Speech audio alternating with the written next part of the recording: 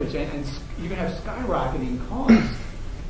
Now, should elderly people be fearful? No, but have to ration to control the costs. I know that's a horrible thing to say, but and I don't think anybody's, and I don't claim that anybody's consciously in Washington saying we want rationing, but you're going to have to. I mean, at some point, if the costs are so high, you got to limit it. It's going to go back to rationing. It actually is defined in the bill as how it's rationed. It's a quality of life index. It's a trying to remember the actual formula, but it's a function that's broken down over your current age, your earning power, the amount that you've already effectively paid in taxes, and you then get ranked. It's a form of triage. It's kind of a fact of medicine. Mm-hmm. So now we're rating the value of people. We already are that. Well, the central planners are. Yeah, I mean, we already are.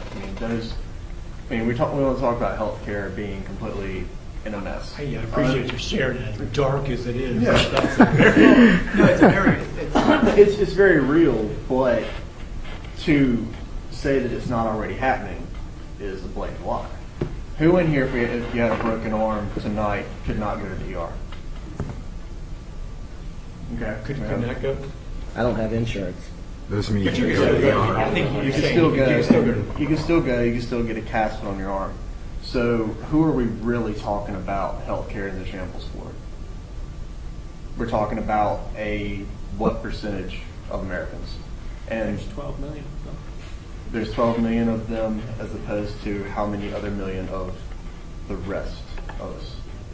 And I recognize that obviously, if you're going to have some kind of a social welfare system, you have to make things available, but not at the expense of the other 60, 70, 80, I don't know the numbers, so I'm not going to pretend to, whatever percent of those of us that currently right now can't.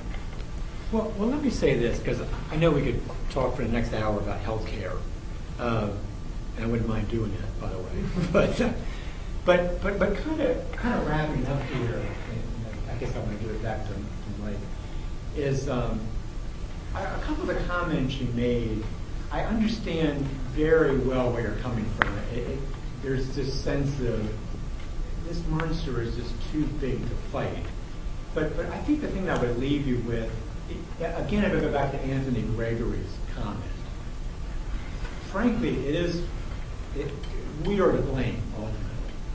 If we keep voting for the status quo, if we keep voting for big government Democrats, or if we keep voting for big government Republicans, there are plenty of those too, you're going to keep getting more of the same.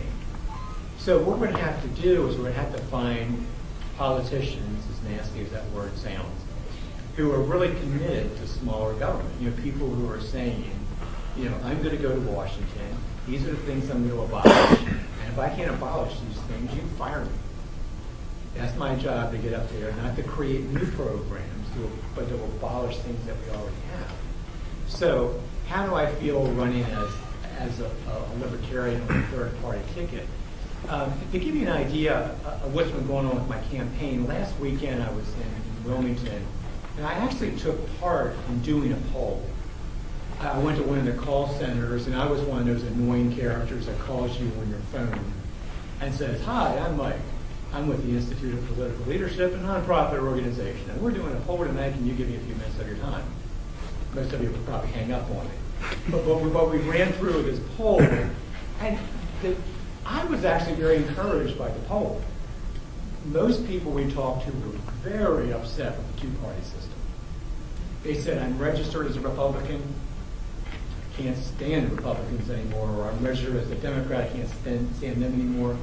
In this poll we did that got published actually in the Wilmington newspaper, Richard Burr, and he has a 30% approval rate.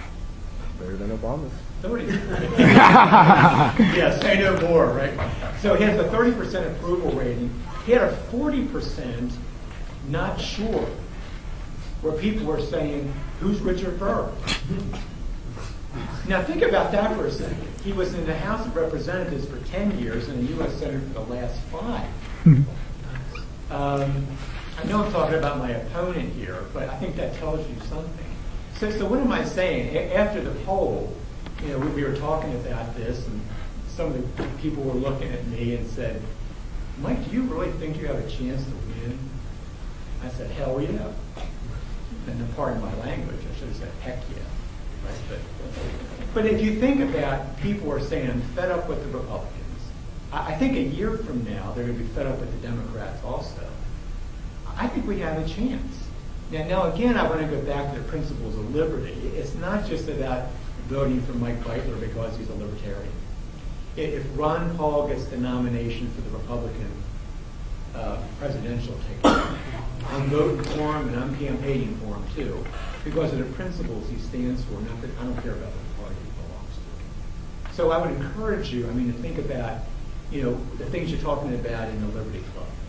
Mike is lining up some tremendous speakers, to come in, and I think Mike Munger is one of them, right? He's going to be running for governor in 2012. I'm going to campaign for him because he would be a great governor.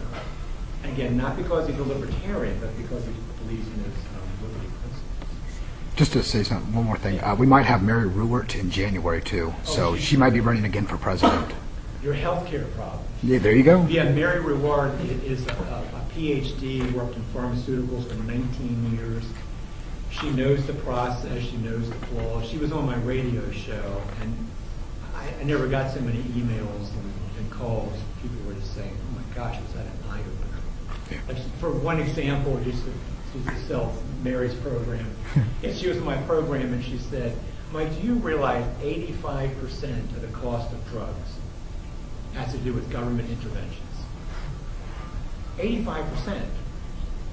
That's huge. She was talking about the development time has gone from 4.5 years to 14.5 years. It's not uncommon now for $1 billion to be spent on all the compliance stuff.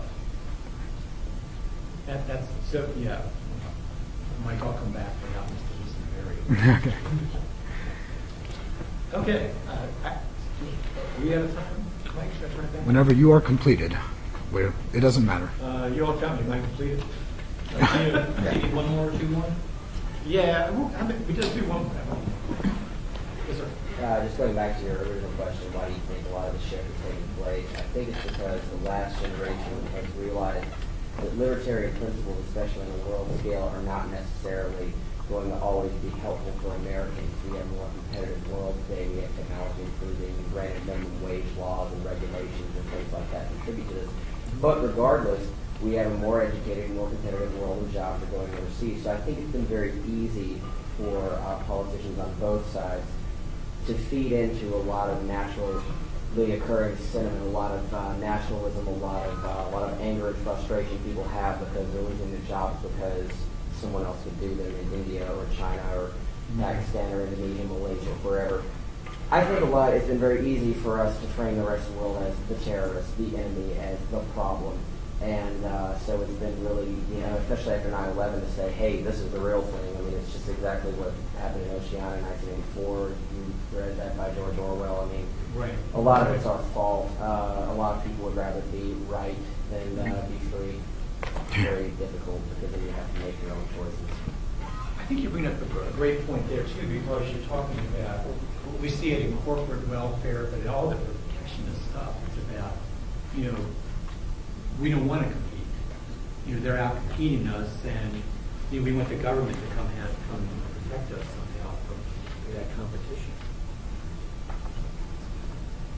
All right, I think we better stop here. Thank you all for the feedback. I appreciate it.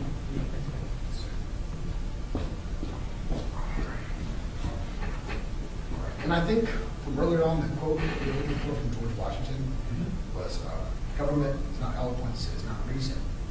It is force like a fire, a dangerous servant, and a fearful master. Oh, very good. Just we got food and snacks, and we're going to have the sign-up sheet for the extra credit out the door. So thank you guys for coming out here. If you got any more questions or comments, Dr. Beitler will be around for pretty sure the next at least 10 minutes, hopefully. Okay. To hang out with us. So, Dr. Yonai, do you have anything else to add? I can talk to the Liberty Club after the reception, and I've had a chance to talk to Dr. Beitler. So Liberty Club members, please stick around after